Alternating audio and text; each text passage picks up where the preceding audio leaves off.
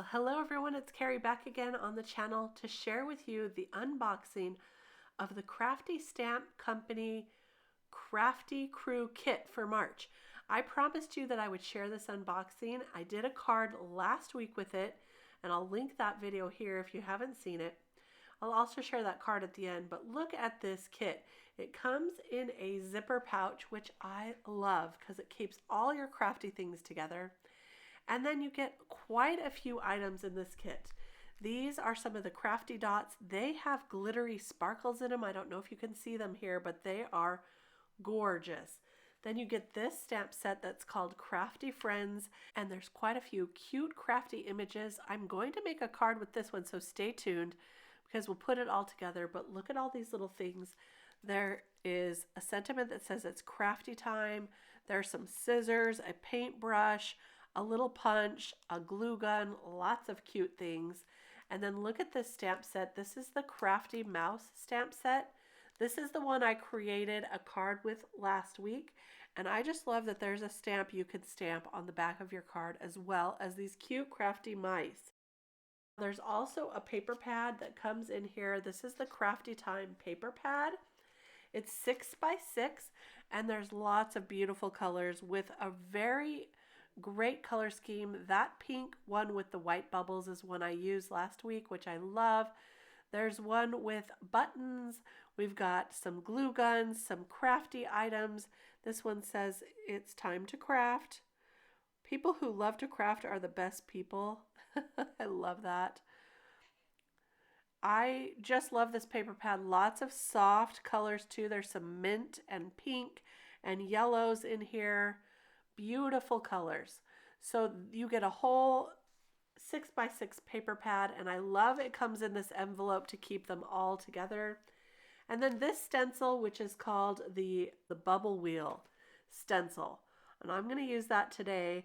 I was inspired by some of these colors on the crafty glitter dots. I love the glitter inside, so I'm going to use that as my inspiration for the colors today. And you know, you could use the paper for your color inspiration. Today I went with the dots, but next time I'm sure I will use more of that paper. There are quite a few crafty friends of mine that are also showcasing this March Crafty Crew kit. So if you get this kit, you will have lots of inspiration. Now I'm stamping that on some cardstock, and then I'm also going to stamp this image on some masking magic paper.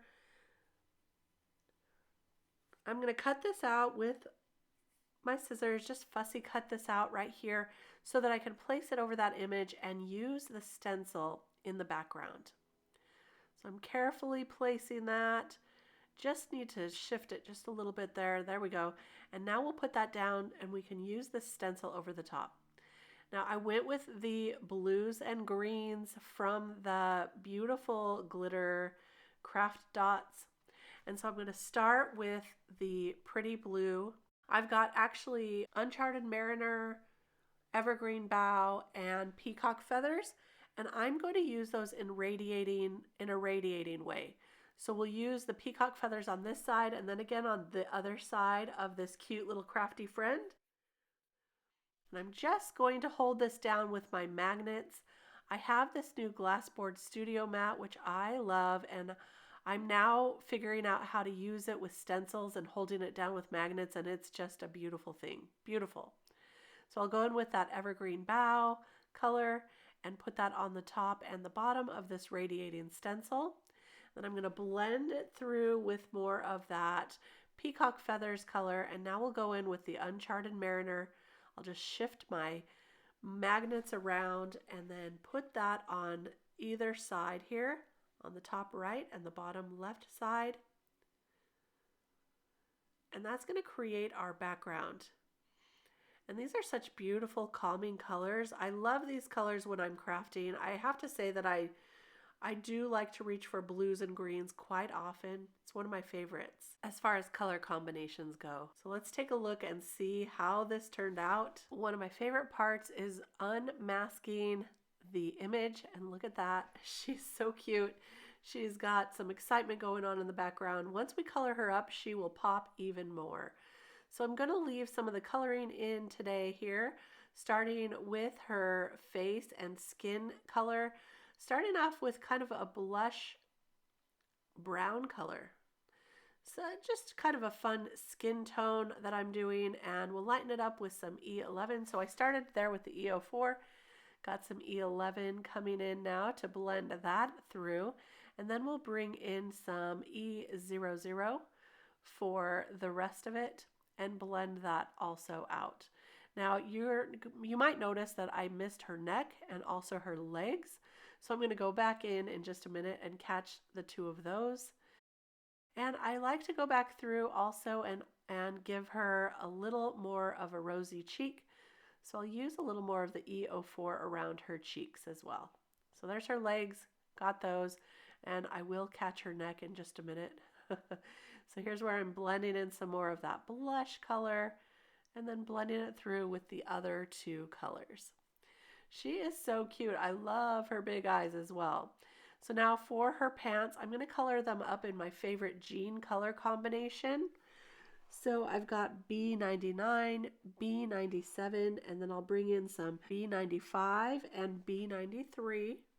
And I'll just continue to move down through the colors and blend those through. Don't those look like jeans? It's a really great jean color combination, and it matches Uncharted Mariner really well too. And now here's where I saw that I missed her neck. I'm just going to go back in and color that through. So there we go. For her hair, I'm going to go in with some E50 colors, starting with E57. And I like to lay in some of the dark shades first, and I'm using a flicking motion to add some hair-like strands. So I'm just taking my time to do this, but look at how cute her hair is in little buns. Just so cute. So you can see that I really do take my time on the hair portion. Now, I don't know if you're going to have enough patience to watch this whole thing. If you want to, you can continue to watch it, but if not, then just skip on forward to the end of the hair coloring. I'm blending this through with the next color, which is the E55. And these E50s are sometimes colors I like to use for skin tones as well, but I thought for her hair it would be perfect today. So I actually am going to blend through all the colors, and then I'm going to go back in and make them a little bit darker as well. So you can see just a little bit of that E55, and then I'm going back to the darker brown for the top. I missed a little part there. I'll blend that through, and then I'll bring in, see, I'm going to bring those colors down so you can see them a little better. Now we are going in with the E53, blending that through just a little bit. And again, I'm always using the flicking motions to make it look more like hair. So then I'll bring in one more color with the E51 and blend all of that together.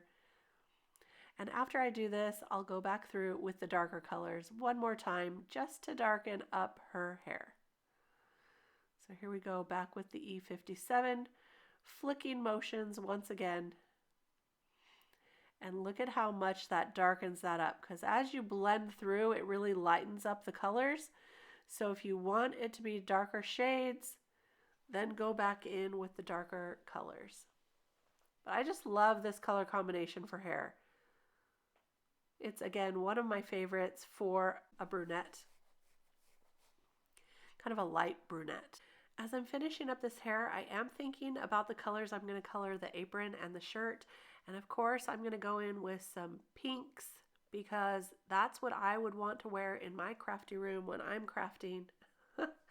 And it will also pop out really great from the background. For her apron, I'm going to bring in some rosy pinks and just blend those through. You can hopefully see these colors up above. I've got RV34 and RV32, and then I'll bring in some RV52 to brighten it up a little bit. And I'll go through all those colors yet once again. And of course, I'm going to add some little decorations to her apron. I think it would look really cute if you wanted to stamp this image on some cardstock that has a pattern to it, and then cut it out and just have a patterned little apron there. And I'm just going to draw on some little hearts myself using RV09, I believe this is, for some really beautiful hearts in a darker shade. So I'm making them super duper small. You can see they're very, very small. And then I'm going to add some stripes to the pocket on the apron. So just some kind of broken stripes, not completely straight. And I just love the look of a patterned apron. You can see I colored the shirt also up in some pinks. And then we'll give her some little black patent leather ballet shoe slipper type things using some neutral grays. And there's our colored image. Isn't she adorable? But we've got to finish up her eyes. So I'm using some light purples for some purple eyes. Yes, purple eyes. I thought it would be fun. And I'll add some gel dot highlights, just some white gel pens dots. See, you can kind of see that in a close-up there. She is super cute. There we go. Now to finish off this card, of course, I had to bring in some of those crafty items. I cut a piece of the mint paper down to act as the floor here, and I'm going to add some ink blending around the edges. But first, let me stamp down a bunch of those little crafty items. You can see that I'm going to put the mask back over our little girl crafty friend here. And so I can add the paintbrush to her hand. It's going to look like she's holding that paintbrush. And then I've got a bunch of the other crafty things kind of scattered around here. And the crafty sentiment that I picked was from the Crafty Mouse stamp set, and it says, "You inspire me." So I'm going to stamp all of these items down at once, and don't worry, right now it looks a little crazy, but we're going to color these up so they pop from that background. If you want to, you could stamp them all separately and fussy cut them out and pop them up with some foam tape, but I didn't have the patience for that, all that fussy cutting, but instead, we're going to color them up with some of the same colors that we colored up her jeans. And this is going to make it pop a lot more. I'm going to put a piece of paper behind it so I can get that coloring a little better there, and it has some place to go. I usually like to put a piece of paper behind my panel when I'm Copic coloring. Just a little easier that way. So I'm going to color all of these images up, and you'll see how they pop in just a minute. I'm using some dark greens as well. Well, this is a G21 that kind of matches our background. And there we go. When they're all colored up, they kind of pop. And then we're going to put this floor down once we ink around the edges, just to give it a little more color. So I'm bringing in a green ink here and lightly inking up all of the edges. It's just really simple to do to make a little more pop on your card.